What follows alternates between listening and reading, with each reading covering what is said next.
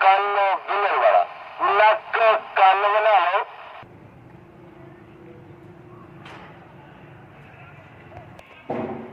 हाँ जी, बच्चे को नहीं साढ़े उदे बंदे हाँ, मजदूरी करने अपना पेट पालने दोवे जी हाँ। असी दिहाड़ी कदी लगती है कदी नहीं लगती, कदी 200 कदी 250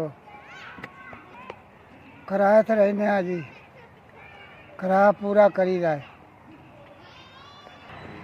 हाँ जी, किराए तो रहने किराए मार के पूरा करी रहा। डंग का डंग लिया जी, रोटी खा लीजिए, किसी टाइम भुखिया भी उठ पईदा।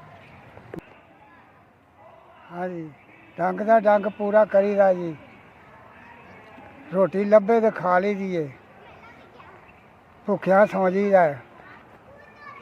पहला जी सौदा बड़ा विकदा ही, हुण सौदा कोई नहीं विकदा, हुण तो पेट भी नहीं पूरा होंदा, ते कदी भुखे सौ जीदा है। रात 2500 रुपया किराया देईदा है, बत्ती कोई नहीं लवाई। महंगाई बड़ी है जी, माड़े बंदे की खाना है।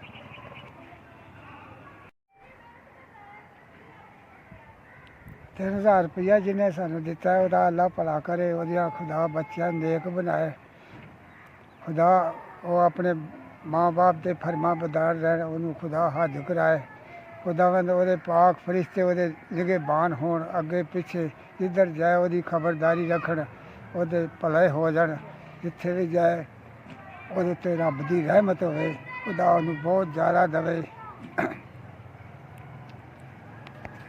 अल्लाह ताला जी वो माँ बाप को हज कराए, वो बच्चों को तरबीयत अच्छी जाए, वो बच्चे अपने माँ प्यो के खबरदार रहन।